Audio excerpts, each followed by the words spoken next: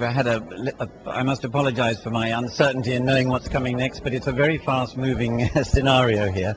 We're into day 3 of the negotiations, and already a number of exciting events are happening, and it's very hard to follow them. So I'm really grateful that the next speaker has come in to just tell us what seems to be a really important event. And many of us have heard little bits of news, not other news. We've heard stories, so we're hoping you're going to tell us what's been going on. And now this is Mr. Taukiei Kitala from Tuvalu, a delegate from Tuvalu. So can you tell us what has been happening today? Because everyone is very excited about a number of events that the small island states, developing countries have initiated. So what is it that has happened? Yes, this morning the Tuvalu put forward a proposal during the plenary session. This proposal is for the amendment to the Kyoto Protocol and also new legally binding agreements. And there was a lot of support from AOSIS countries. Sorry, just for AOSIS, can you just tell that not everyone is quite up to date with all the details there? What's AOSIS? AOSIS is the Alliance of Small Island States, which includes all the small island development states.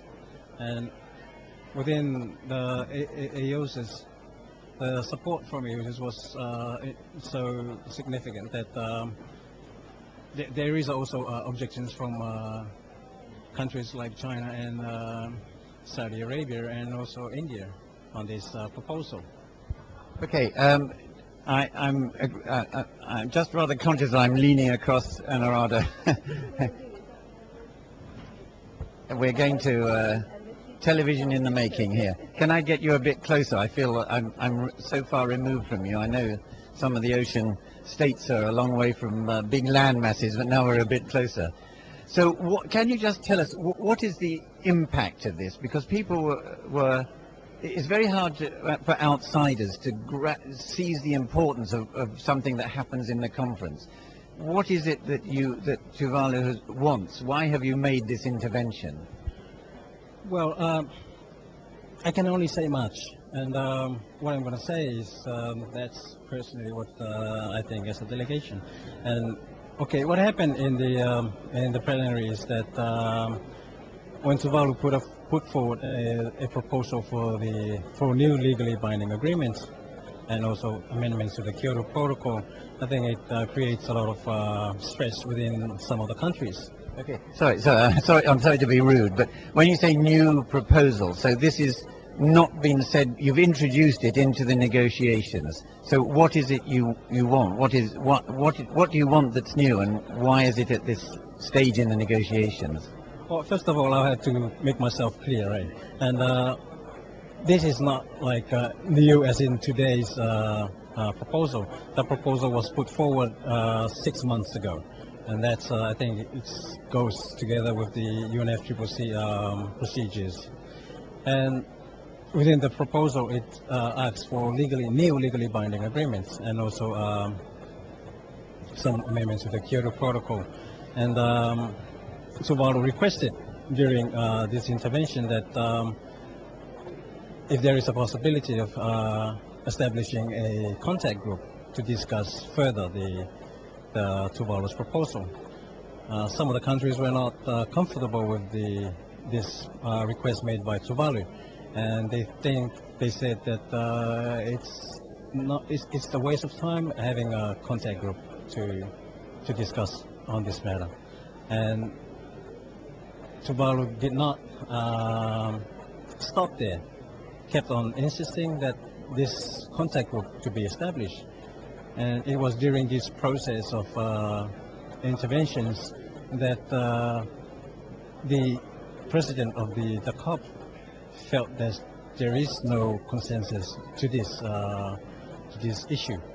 And from then, Tuvalu feels that if there is no consensus, then it might have some implications to the Tuvalu's proposal. So it was again proposed and stressed that this contact group to be established. So our negotiator requested that if there is no consensus coming out of that plenary, then we moved to suspend the COP until there is some consensus coming into this issue. So, but is it now suspended, or has something else happened? Since I left the plenary, it was still suspended until there is, because there hasn't been any latest development from the plenary. Okay, can I just get, I'm sorry to ask you a sort of simple question, but when you talk to negotiators, they always assume everyone knows as much as they do, and I'm afraid not all of us do. So can you just explain actually what the proposal is? Is it based on the idea that Tuvalu and other small island states feel that they're in the front line of climate change, as it were, and want a reduction in emissions more than everybody else does? Is that what it's about? I think the proposal actually talks about trying to impose stronger legally binding agreements, yes, so that developed countries are binded and that they are to commit themselves in reducing their emissions. Okay, now look, that's really, really interesting. What would be fantastic is if at some point, this issue is obviously crucial. It's crucial for you as a country. We appreciate that. So if we could come back, let's see how it develops, and maybe in the coming days we can sort of explain a little bit more on what this issue means. So thank you so much for coming in. That's really very, very kind of you, and good luck in the struggle. I know you are in the front line. Thank you very much. Okay, well, thank you very much. I know what it's like. Everyone is in crisis committees or delegations having meetings, so it's very nice of you to come along, and we're really grateful.